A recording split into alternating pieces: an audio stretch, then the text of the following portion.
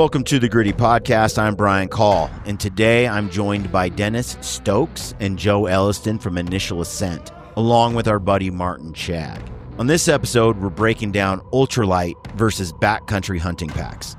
And we're talking about real-world pack weights for hunting situations and what it actually takes to haul heavy loads in the mountains. If you've had to pack meat or you've tried to cut pack weight without cutting comfort or safety, this episode's for you. All right, folks, welcome to the Gritty Podcast. I'm Brian Call, and today I've got three wonderful guests. We're going to start with the owners of Initial Ascent. We got Dennis Stokes and Joe Elliston. You guys made a little trip up here to the Black Flag headquarters. We did. We are glad to be here. We are. And we're going to talk backpacks and backpacking. And we're joined by Martin Chag as well. Yep. And we're going to let you talk more than the last time.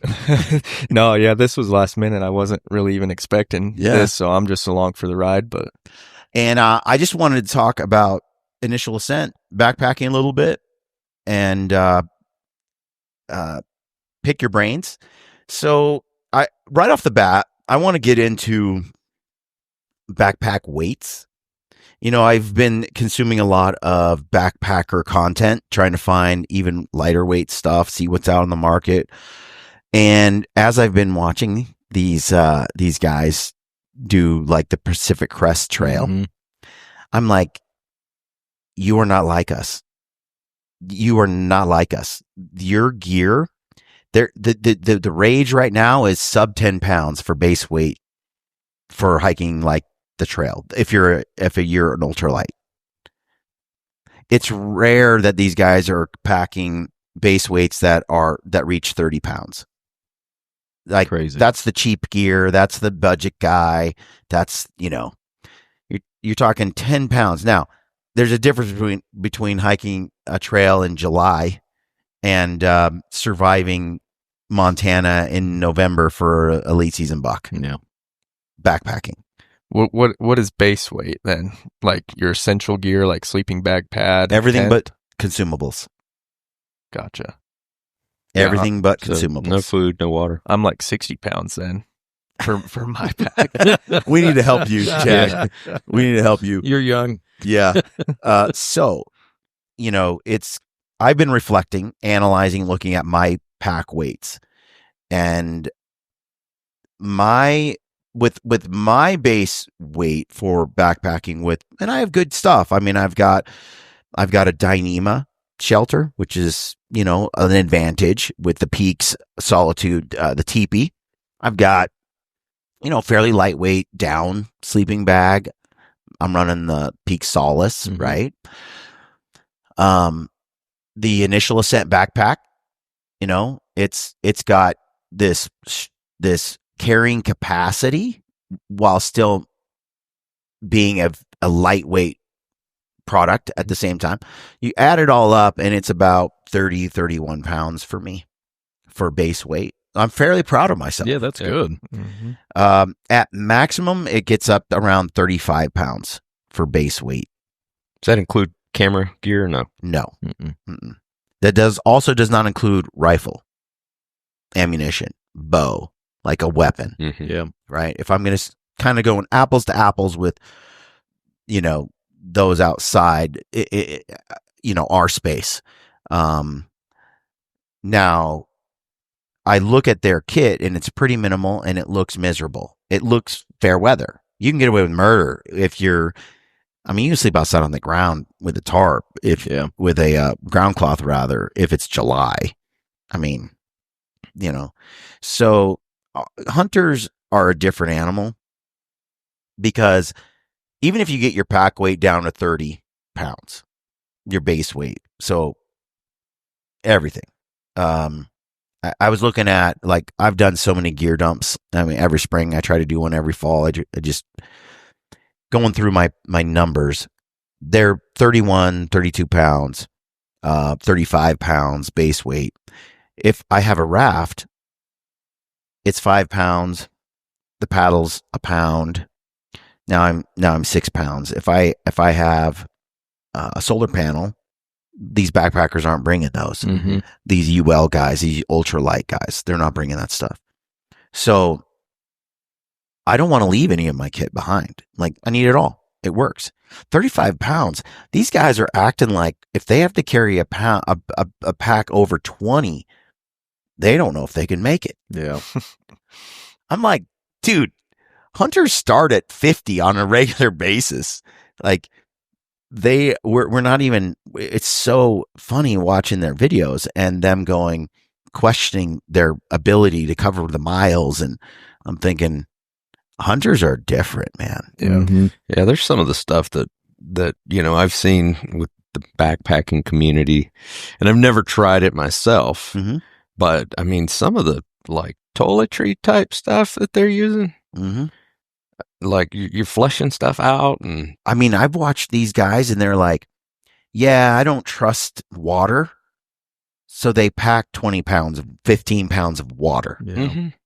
I'm like, who packs water, man? Like, get some. He's like, I've watched a number of YouTube channels, and they're like, I am not gonna dip from this creek. I have no idea. It's like, dude, I can't believe what soft sissies we're dealing with here. Like, I need a more mainstream hardcore backpacker I need to follow, but it's hard to find those. It's hard to find it. yeah. I'm shocked. Yeah, and it's amazing just hearing that it's at 10, because I had a good buddy back in college. It's been a while, right? He did the Appalachian Trail. It's like 1,500 miles, if I remember right. Yeah. And he was stoked to be at like 24 pounds. Now, that was a long time ago. Yeah. But I think, just that technology just continues. And, we're always looking at how do we take weight out of our product, even though it's super, super light. But technology definitely has changed some things, but still, that's crazy. 10 pounds. But at the same time, I mean, as I get older, there's certain comforts that I'm just not going to give up. Oh, yeah. I got to have my sleep. So if I've got to sleep on a pad that's, going to be a little bit heavier and a little bit more warm, I'm going to use it. I'm going to take that inflatable pillow, instead of trying to roll my puffy up. Yeah. Call me soft, but I got to get my sleep. Yeah. It's important. I look at it like Peaks is, what is it? Their little motto, thrive on the mountain. I want to thrive when I'm on the mountain. I don't want to just get by. Like, I want to be up there and feel good, be happy, be in a good mood, and just have a good time. So what that tells me is, like, be in better shape, and 5 pounds isn't going to affect you as much as it would if you. So, like, I would rather put in effort, get as healthy and as fit as I can, pack an extra 10 pounds. Well, 90% of the backpacking world is doing it in fair weather climate. So they are not dealing with, like, most of our hunts, are the fall. Right. That's a lot of hunting. And then maybe it's if you're a black bear hunter, or grizz or something, your April, May timeframe. Sometimes into June. Sometimes can be very wet in June in some of these areas, like, Southeast Alaska, if you're hunting coastal black bears or something like that, or Vancouver Island, right? So we're in weather that can be way, way more difficult, sometimes deadly, compared to the average backpacker. And when I look at their gear, I'm like, these guys that are getting their packs down to 20 pounds, I'm looking at their shelter and I'm thinking that shelter doesn't weigh much less than, like, it's a little heavier, in fact, than the teepee, the Dyneema teepee. It's like, whoa, you guys are missing out. There's a lot of tech in the hunting space that has been developed, including your pack, that world has no idea about. Right. Hey friends, hope you're enjoying the show. I'll keep this quick. We're excited to announce Gritty Movie Night early screening events. They're exclusive events where you can catch a brand new Gritty film on the big screen at select theaters across the country. Right now, we just have the theater in Salt Lake City coming up here on May 29th. After that, we'll be in Portland. We're going to try to bring movies to a few different areas. For details, go to briancall.com/events. That's briancall, briancall.com/events. Go there, see if we're going to bring a film to a theater near you. And if you're interested in joining us for hunting seminars, workout meetups, group hikes, or any other events, check back on the events page from time to time, because we're going to keep adding new events to that page all the time. We got gritty stories, big screens, good people, thousands in prizes. Grab your tickets now at briancall.com/events. Hope we see you there. Now let's get back to the show. Because they're chasing the rabbit. They're chasing that small pack weight that is like a gunny sack. And they probably fill, that 20-pound UL load. It's got to feel the full 20 pounds on that kind of frame, maybe. Then you add consumables. The other thing I've discovered is, let's say my pack weight does get to 32 or 33 pounds, which is quite realistic. I've done that before.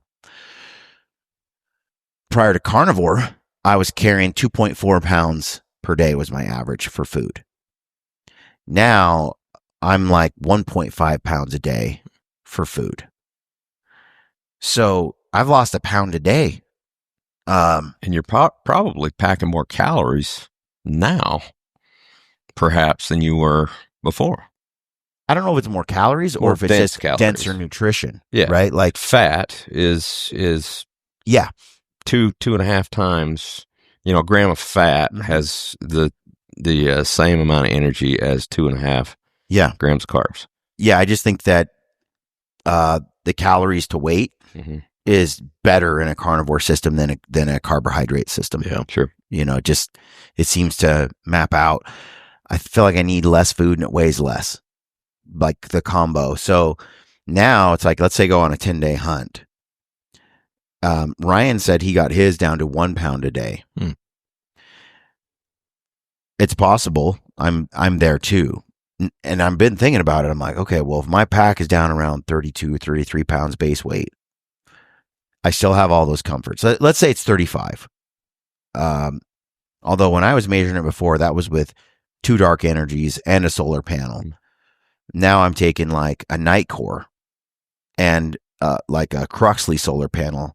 The two together are 16 ounces total instead of just the solar panel.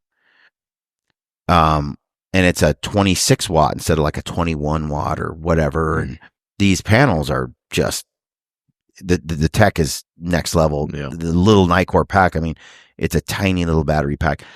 I think I'm probably down around 30 to 31 pounds with the latest and greatest gear.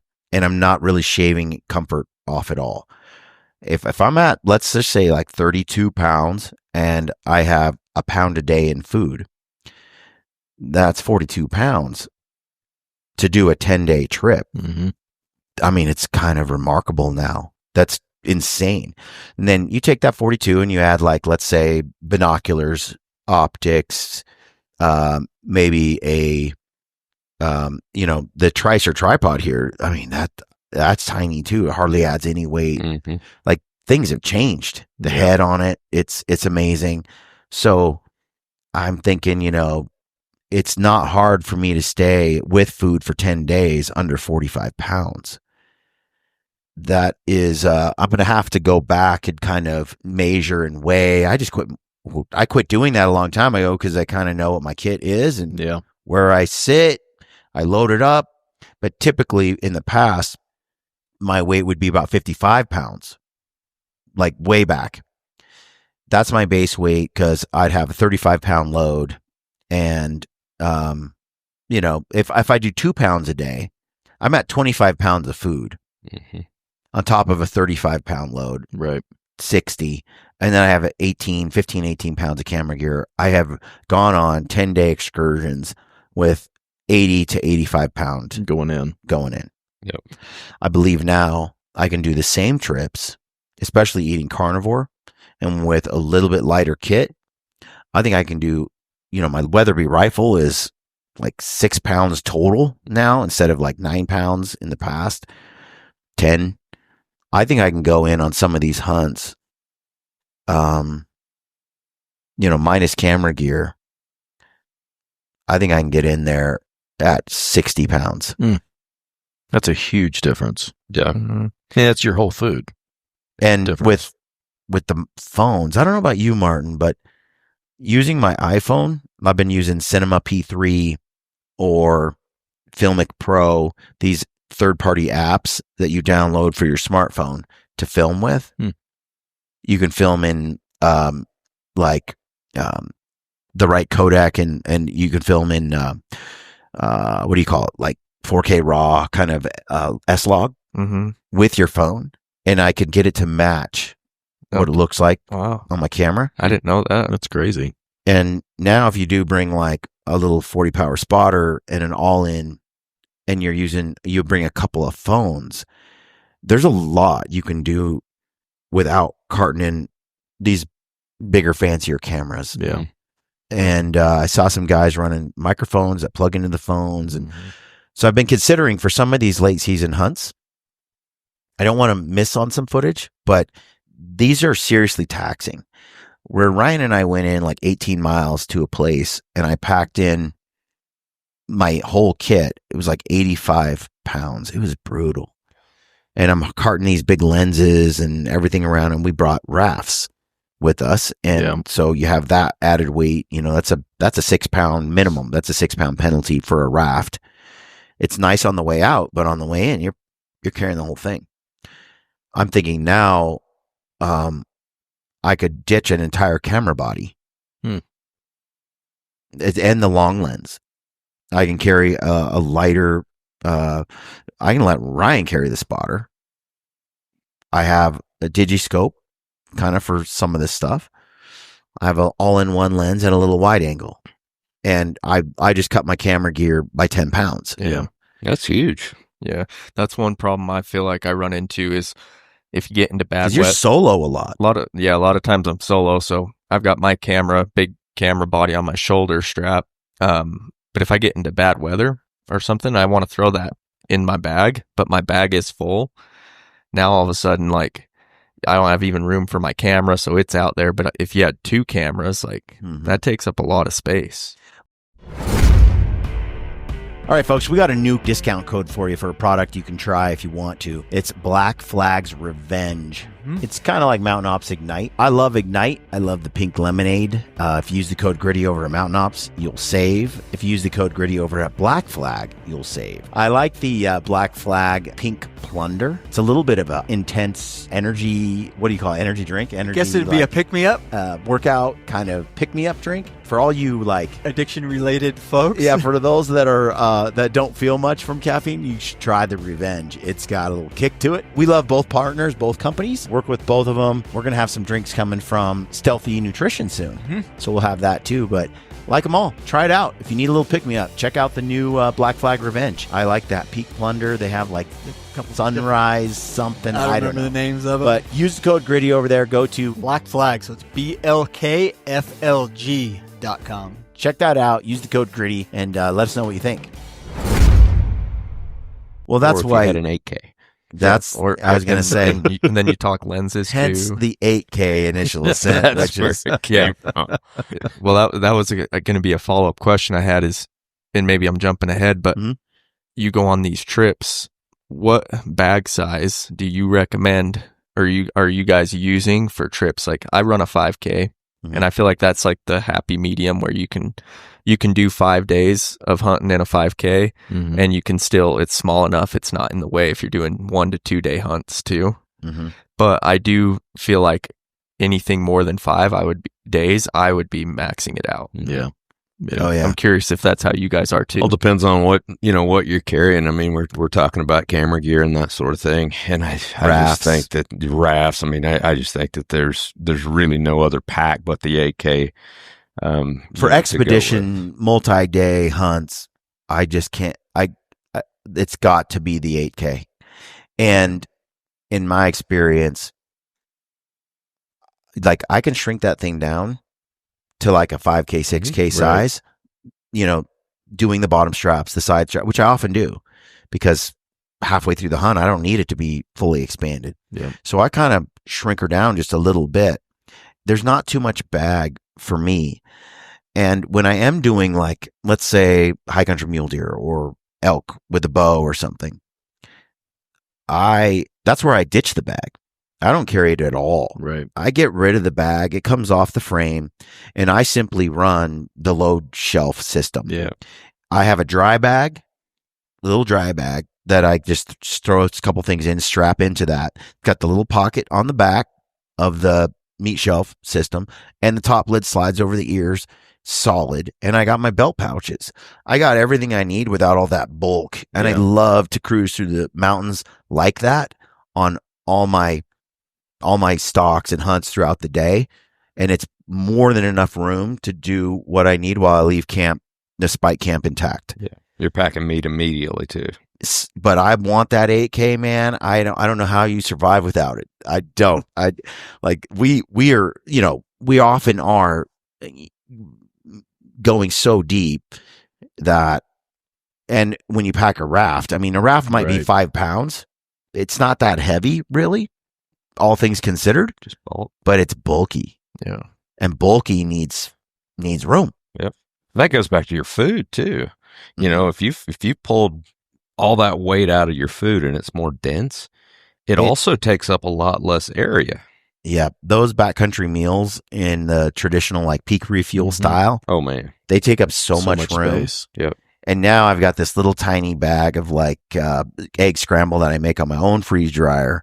I got sort of my own like little steak bags. I got little meat and cheese. Like the bulk is so minimal now. And here's the other thing too. Because of the carnivore setup, I would be a little bit worried, like, am I getting enough calories if I just go with a pound a day? Well, I still have to test that, right? But it's pretty rare that we don't at least get one bear on a spring bear hunt, like by day 5 or 6. Well, we're always eating our bear up on the mountain. Right. Doing a little jet boil, rendering the fat, freeze dry. Like, that's what I eat at home. Mm-hmm. Like all that bear fat and meat fried and chomping on it. That's what I pack. I never get tired of it. That's what I eat every day, So on a hunt like that, I could go 10 pounds. I'm not too worried about it. Yeah. We kill one bear, I'm eating it the whole time. Mm-hmm. Gets me home without all that weight that I would normally carry into the mountains. A little fist-sized serving of bear every day. Bear fat. Same thing with moose in Alaska. Man, we were carrying some heavy loads, and I'm like, once we killed a moose, that's all I need. Yeah. I've adapted to that diet every day. Just steak and fat, like animal fat. And I'm thriving. Mm-hmm. So now it's like, in the past, when I'm more of a traditional carbohydrate-based diet, I would like just eating meat would leave you bonking, tired, sort of struggling. You're not processing, and I think you're not processing and leveraging the fat intake as well. You don't produce enough bile. Your hormones for burning fat aren't really dialed in. You get hungry. You crave sugar. You crave carbs. I don't do that now. I'm like 14 or 15 months on carnivore. Right. There's no problem just eating meat. So I'm kind of eager to try this risky. So you can do a pound a day? Do a pound a day and really live on, because I want to get into some remote regions. And if I can cruise in there with 60 pounds, for 17 days. Yeah. Hell yeah. Game on. And then when I'm done, this is the thing I wanted to bring up when you compare it to an REI or these hikers and packers that aren't quite, not only are they not doing it our time of year, but the difference is we kill stuff. And once you kill something, you got to pack it out. And when Ryan and I have gone in these 10 miles, 20 miles, we'll go up trails so far, then we go off trail, hard left west or something. Right. When you do that and you kill a mule deer and it's -5 degrees outside, okay, now you got to load that up, pack it out. That's where any Kelty, standard backpack that the backpacking industry makes is useless to us. Yeah. Hunters, that doesn't work. And it took quite a while, I feel like, for the hunting space to get gear built for them. and you see it today. Mm-hmm. So you got the initial ascent pack. Like, there is no pack, and I've used them all. This is my opinion. I'm, of course, biased, but I'm also right. There is no pack that carries heavy as well. I've worn them all. Yeah. Yep. That has that, like, combination of lightweight, bag design, and efficient carry. Yeah. Are you guys seeing that kind of... I'm seeing a sort of a wave right now of swelling, of a swelling tide of people finally kind of catching on to the brilliance of the initial ascent platform. Yeah, I think it's just, like with any business, it takes a while to get it out there, right? And over the last 2 years, we've just gone vertical on growth. It's just been crazy. But it all goes back to it had to perform first and foremost. And then I think, when we launched that, we knew we had something solid, but that's where the whole branding part comes out. That's where the exposure comes out, the credibility comes out. And honestly, it's taken a little bit of time, but it's, you having a pack that performs 1 year is one thing, but to have a pack that performs year after year is another thing, right? And as we looked at the materials that went into this, all the way down to measuring the density of the foam and what kind of bounce back it has, all of those things were taken into consideration as we designed and developed it, because we're going to put a lifetime warranty on this thing, right? And to be able to do that, you better have the best products out there, because you'll get exposed quickly. We all know that. You got people like Martin, Brian, you guys out there. If it doesn't perform year after year, you're not going to keep using it. Yeah. Flat out. Yeah. Now, with the growth, every time a company hits a spurt, there can be some growing pains.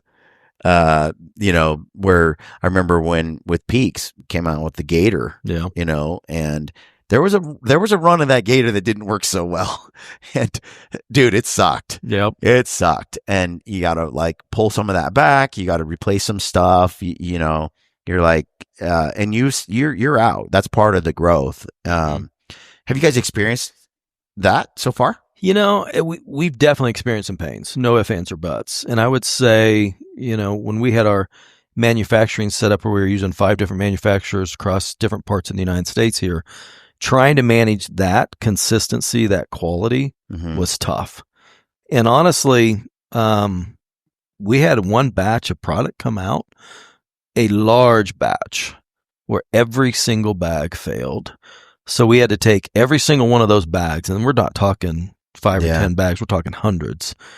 And we said, nope, we're going to do the right thing. We took it back to another commercial place, and we resewed every single one of those, and we were putting almost like $50 on every pack that sold. Was going out the door. Yeah. But I mean, we made that decision as like, you know what? Our credibility's on the line here. And hey, if something fails, I think most people, if you own it, they're going to give you another shot. But you got to do what's right. You can't just be like, well, we're going to cross our fingers and hope it works. And people don't talk about it, So we opted to do that, and I think it was the best thing we could have done. No ifs, ands, or buts on it. But yeah, we've had growing pains. Whether it's that, obviously the situation that everybody's dealing with right now with the tariffs. That's an interesting one, right? I think everybody's across the country is sweating. Yeah, it's a big one. Everyone's in the same boat. There's no freaking manufacturing in the United States. It's all gone. It's like people want American made. I saw Cam get a bunch of heat for wearing Sitka instead of Origin, and as it turns out, from what I gleaned from it, hearing Pete at Origin kind of own that, he's like, nobody bought it. It was too expensive for what you were getting. I don't know the whys, but they discontinued the Camo Origin hunting line.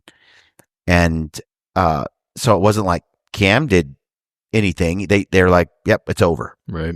I think they're just phasing out or selling what's left or something like that. And so it was up to Cam to like, well, do I want another partner? And he looked around, and Sitka was where he landed. Right. Yeah. I think he said he looked at everything. I mean, there's so much good gear out there too. Like, I didn't dive into all of Origin stuff. I mean, I never owned any or anything like that. But from what I saw, it didn't look like it even would compete with what was out there already. No, it's quality not. wise. It was like going back in time to the Cabela's. Yeah. Back in the 90s, when I would get some stuff out of the catalog. And look, I applauded the American-made goal. Yeah. But the onshore manufacturing capabilities that we have here don't even come close to competing with what they can do in other countries. Yeah. And we did that to ourselves as a nation. I mean, our leadership did that. It's where we're at. Duckworth.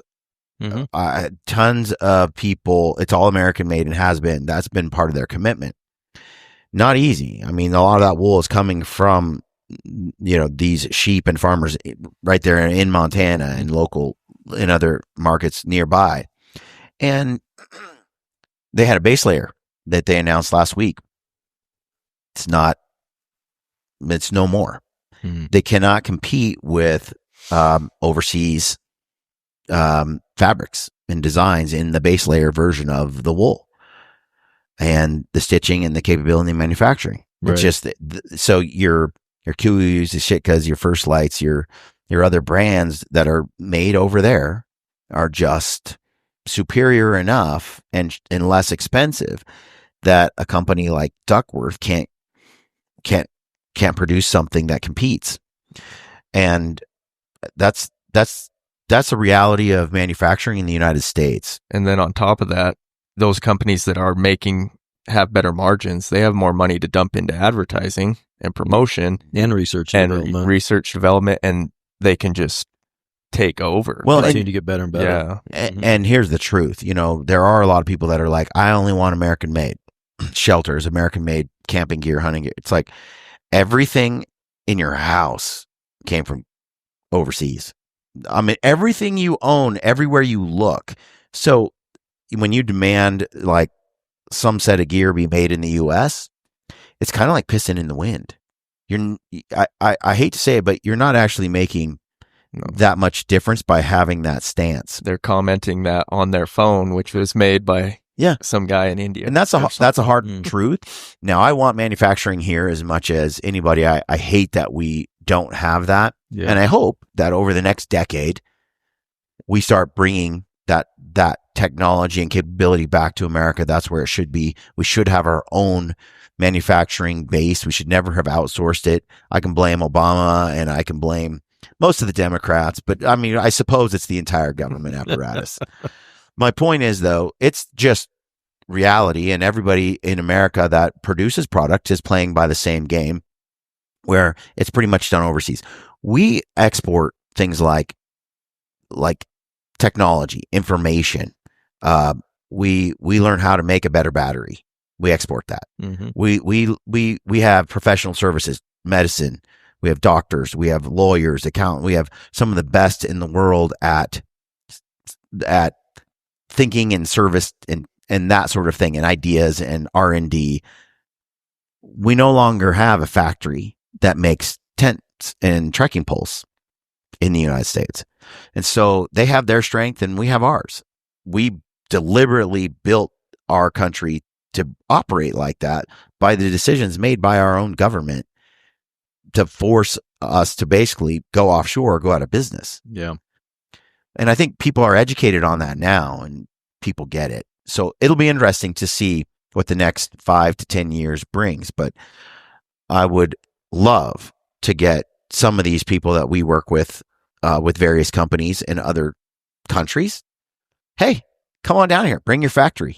Bring your whole family business. Yep. Bring your years of institutional knowledge and invest here so you can sell here, because maybe the tariffs are so high, you're not going to be able to sell in America and access this market unless it's built here. Yeah. And by the way, bring your work ethic too. Right. Because Americans got soft. Unfortunately. So back to the backpack. The design that you guys came out with, it is just different. And the thing that I've noticed the most about it over time is it just carries better. Carries heavy, unlike anybody else. And I can also load it lopsided. I can put a little too much weight on the right side and I won't feel it. There's not another pack on the market that I have used where if I overload one side, I don't like go, oh crap, I got to take this off and move it. Yeah. It's a crazy design, boys. It's all about surface area, really. Surface area and physics. You talk about overloading one side. We've got the base of our frame that's a certain way, and it increases surface area. If you think about the way you carry heavy weight, and you want to take and you want to put it as close to your center of mass as possible, we increase the surface area to be able to do that, to be able to get more square inches of that heavy weight against your back. And oh, by the way, now, we have a way to carry these loads on the sides using our, rifle notches up there. Yep. Which is, you would not believe. So going to this expo this last week, you wouldn't believe how many people are doing that now. Oh, I believe it. I get text messages with pictures almost every week from people sending in a pack out picture with them doing that. Think about this too. I mean, I'm not surprised.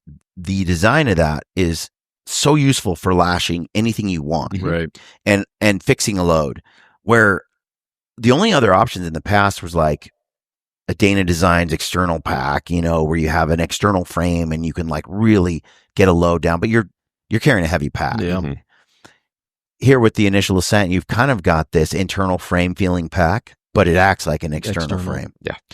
What's crazy about this is, when I went to Alaska and hunted moose with Brady and Lampers, and Brady Miller shot that moose and he had to pack it out. Yep. He's trying to put it on his SG, and the thing is just like twisting sideways because it's just got some bars that are just stays in there, and it's got a crux, like a couple of tent pole basically going across the back. It's a great pack. It does carry well, especially if you're sub 75, 80 pounds. It's fine. It doesn't carry as efficient.